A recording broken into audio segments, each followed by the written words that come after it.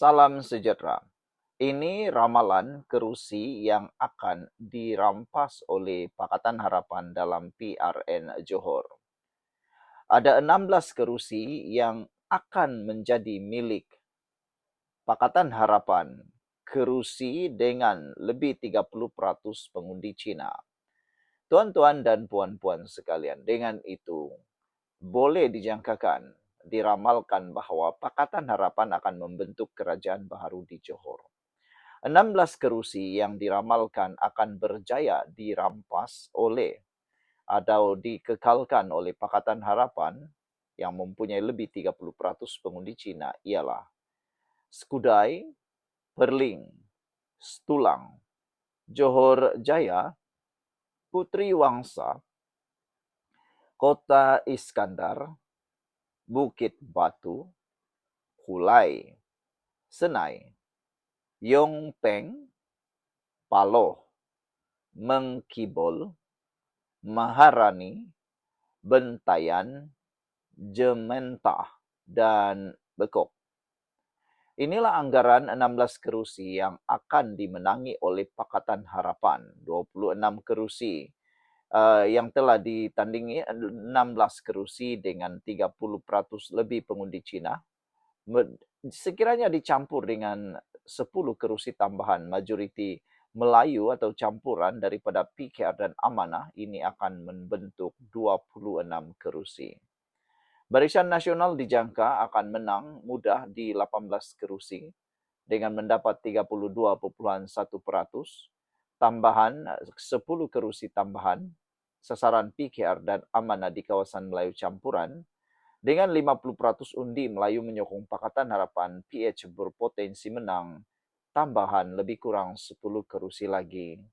Manakala Perikatan Nasional pula hanya dijangka boleh menang 10 kerusi lain-lain bebas dan kerusi lain 2.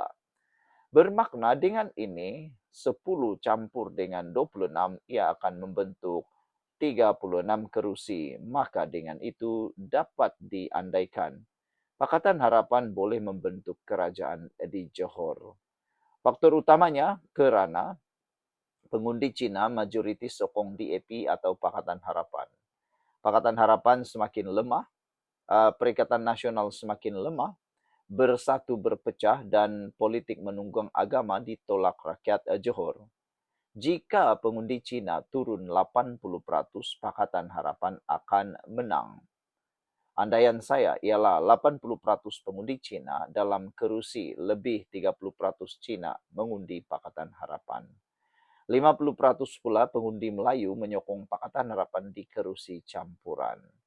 Pengundi Cina tidak turun mengundi, itulah punca kenapa BN menang tahun 2022 dan bukan kerana perubahan pengundi. Sekian dulu untuk kali ini, jangan lupa tinggalkan komen Anda. Salam sejahtera. Sebelum kita teruskan ulasan yang hebat ini, saya ingin berkongsi kepada Anda semua. Ini ialah terapi imun Transofector for Life. Terapi imun yang meningkatkan daya imun badan kita sehingga 400%. Secara umum dan ringkasnya, tuan-tuan dan puan-puan sekalian, kita kena penyakit, kita tidak sembuh daripada penyakit dan penyakit terus mengganas di dalam tubuh badan kita kerana imun badan kita yang bodoh, celaru, tidak seimbang dan menjadi semakin tidak menentu. Apabila imun badan kita jadi lemah, bodoh dan tidak seimbang, imun badan kita gagal untuk membantu kita jadi sehat, kuat melawan penyakit. Dan imun badan yang celaru juga menyebabkan imun badan kita makan diri kita sendiri. Tetapi dengan adanya terapi imun Transofector for Life, terapi imun yang meningkatkan imun badan, menyeimbangkan imun badan kita ini, maka imun badan kita akan membantu melawan penyakit yang ada dalam tubuh badan kita, menyembuhkan kita daripada penyakit apabila imun badan kita jadi kuat. Terapi imun ini adalah produk yang lulus Kementerian Kesihatan Malaysia, diluluskan oleh Kementerian Malaysia, Kesihatan Malaysia, halal, dan paling luar biasa, ianya juga diperakui oleh doktor-doktor di seluruh dunia.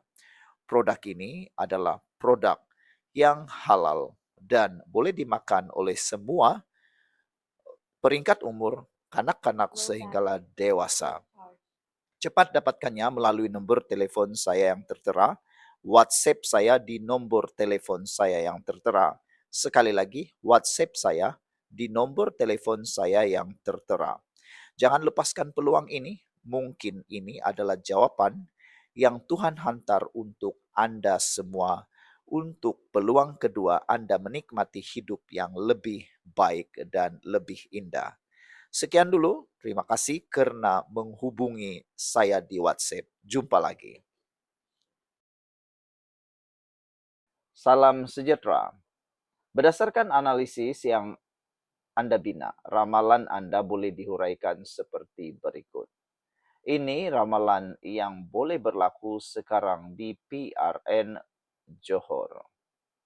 Tuan-tuan dan puan-puan sekalian, pertama, punca utama kemenangan Barisan Nasional pada PRN Johor 2022 bukan kerana berlaku perubahan besar dalam sokongan pengundi, tetapi kerana kadar keluar mengundi yang rendah, khususnya dalam kalangan pengundi Cina yang lazimnya cenderung menyokong Pakatan Harapan PH. Corak sokongan pengundi Cina dianggap masih kekal, yaitu majoriti besar masih memihak kepada Pakatan Harapan PH, manakala MCA belum menunjukkan pemulihan sokongan yang ketara. Perikatan Nasional dijangka tidak menjadi pencabar utama kerana Anda berpendapat perpecahan dalam Bersatu dan penolakan sebahagian pengundi Johor terhadap pendekatan politik PN telah pun melemahkan gabungan itu. Jika kadar mengundi keluar mengundi pengundi Cina meningkat kepada sekitar 80%, Pakatan Harapan akan memperoleh tambahan undi yang besar di kerusi bandar dan kerusi campuran. Di kerusi yang mempunyai lebih 30% pengundi Cina, andaian sekitar 80% daripada pengundi Cina mengundi Pakatan Harapan, digabungkan dengan andaian bahawa sekitar 50% pengundi Melayu menyokong Pakatan Harapan di kerusi-kerusi tersebut, Pakatan Harapan berpotensi memenangi kira-kira 16 kerusi. Seterusnya, jika PKR dan Amanah berjaya menambah kira-kira 10 kerusi lagi di kawasan majoriti Melayu atau campuran, jumlah keseluruhan kerusi Pakatan Harapan boleh melepasi 29, iaitu majoriti mudah daripada 56 kerusi Dewan Undangan Negeri Johor. Jadi, rumusan ramalan ini ialah PRN Johor 2026 bukan ditentukan oleh perubahan sokongan pengundi secara besar-besaran, tetapi oleh kadar keluar mengundi.